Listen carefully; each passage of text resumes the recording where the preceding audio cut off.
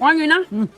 Aya, ana norini zo'r qilib qo'yasiz-da. Nima deyapsan yetimchaga o'xshab? Ol. Men diyetagaman onajon. Nima degani bu? Ozmoqchi ekan, parhez tutyapti. Mana bizlar o't pufaklarimizni oldirib tashaganmiz. O'lganimiz yo'q. To'g'ri. Ma, ozgina qoldi, jib qo'y. Uyda ozginagina ekan-ku, yesam hech nima qilmas. Chinigul qizim mana tishlangan nonlarni yeb qo'ygin, xosiyat jomon bo'ladi. Ona bo'lingan non qolib ketsa uvol bo'ladi, ha? Yuraymi? Abi Chinigul qizim, men ham diyeta tutsam bo'lar ekanda. Kesa to'yirmang, ertadan diyeta qilaman ona. Abetgacha Nima qilibdi? Onajon, semchga cho'q o'tiribsizlar-da, mansiz. Kelsan chaq. diyetada-ku. Ayajon, nima ovqat qilasizlar bugunga? Manda? Rostdan. Men yaxshi ko'rgan ovqatim-ku.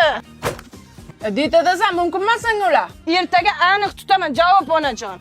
Go'rimda ham tutolmaysan. Javob dedimmi sizga? Ertaga aniq semchka bilan tutaman. Salom. Muncha semiribsan, ozgincha diyeta tutib olgan. Diyeta qilyapman bitgacha. Nimaga abetgacha? Bizning uyda qariyalar bor, ular baqvat yeydi. Men ularga qo'shilib yeb qo'yaman. O'zim qilishga erinaman-da.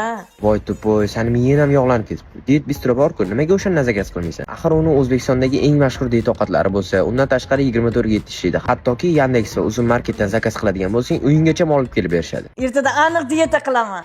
Menga qarang, dollar aka, qachon sovchilarni jo'natasiz? Sovchi? Qanaqa sovchi? Men sen bilan shunchaki o'rtoqman-ku, xayolparast. Nima? Qanaqa o'rtoq? Yaxshi ko'rmaykaning, men o'z deding. Sen uchun qancha azob chekdim men. Ovqat yeb abetgacha azoblandingmi? Men ko'zimga vobshe ko'raman, tushundingmi? O'rtoq.